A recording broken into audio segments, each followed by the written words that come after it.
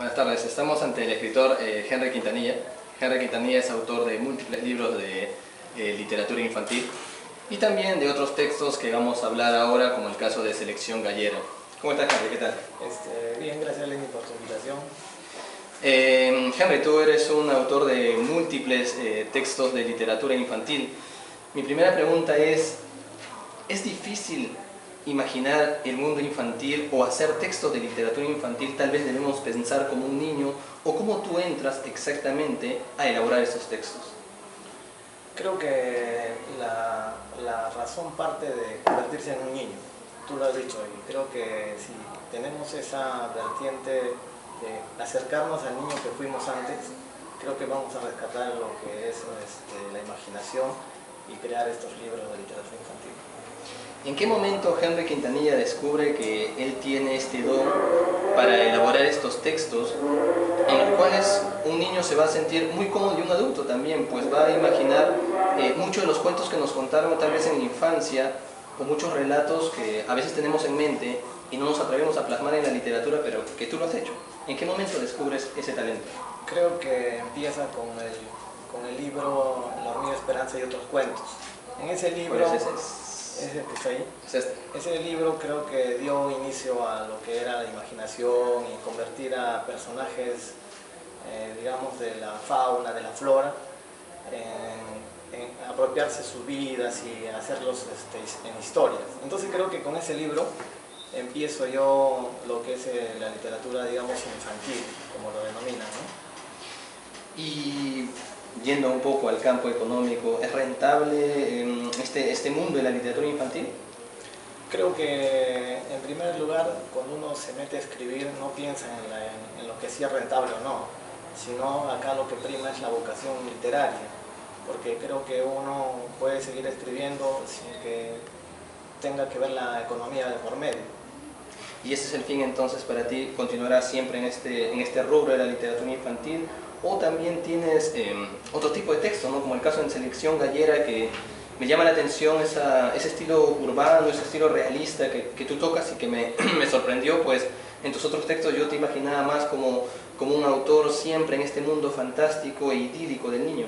Sí, en Selección Gallera tengo un cuento sobre un gallo de pelea que justamente trata en base a lo real, y creo que eso también he estado explorándolo y creo que ha dado buenos resultados, ¿no? O sea, creo que pasar de la imaginación a lo realista, creo que no hay ningún inconveniente si se quiere escribir algo. Volviendo a la literatura infantil, ¿tienes tú alguna influencia de algún determinado autor?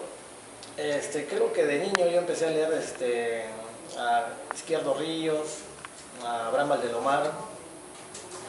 Creo que estos dos autores han marcado, digamos, en la faceta infantil, ¿no? Y creo que también muchos autores que uno ha leído de pequeño, pero también hay un autor que es Cuento de Navidad, de Charles Dickens. Creo que Charles Dickens ha completado, digamos, la influencia infantil. ¿Marcó mucho en ti?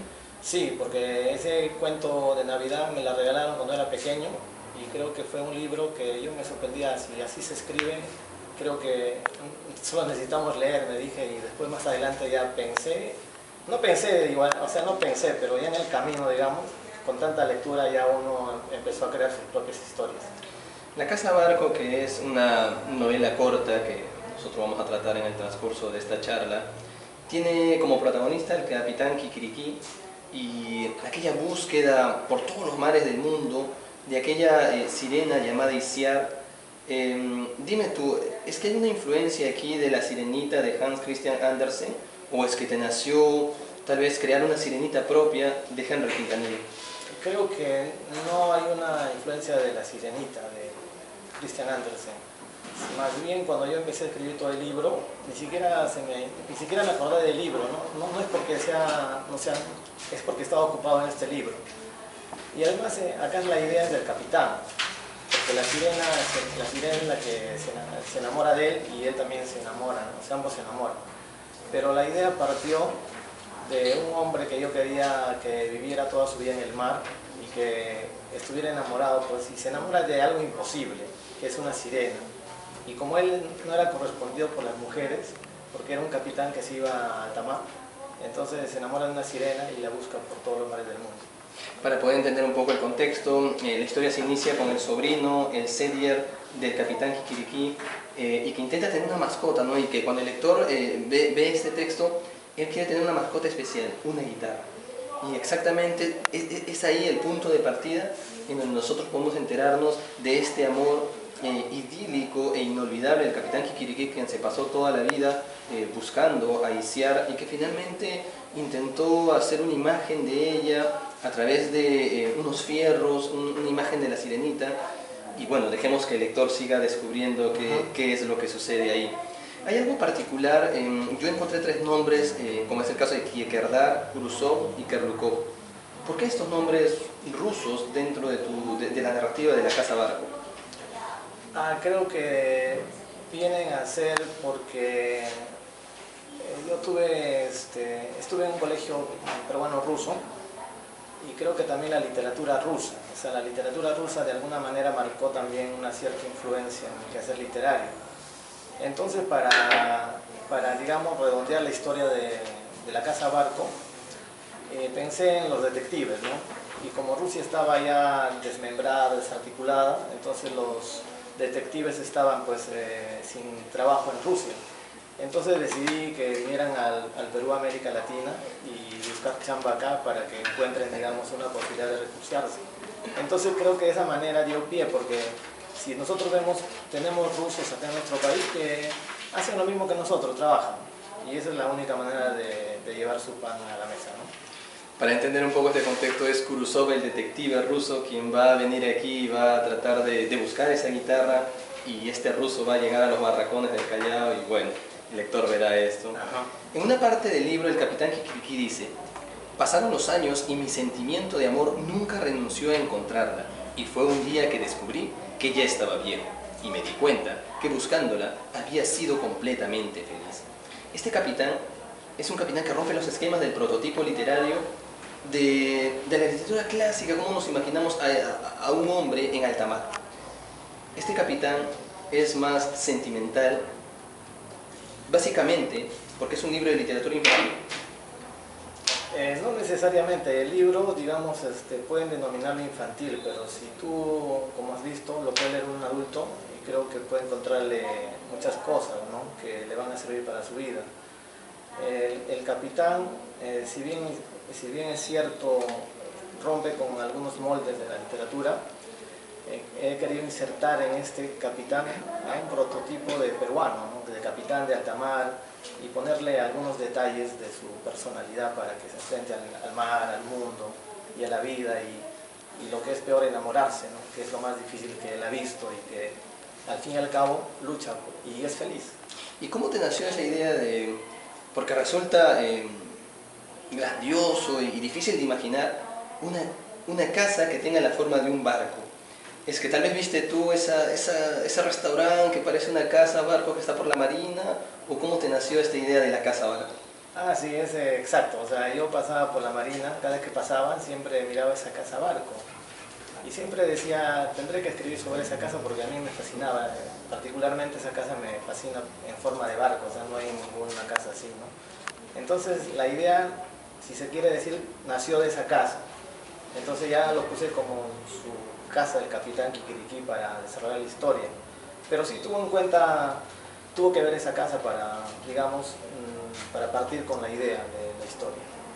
En tu libro también hay una constante referencia a frutas y vegetales. Hay una parte que dice, por ejemplo, estaban tan asustados que un melón se reiría en sus caras, o estás más demente que una zanahoria, o estaba más alegre que una mandarina, o estaba tan contento que parecía tener cara de plátano.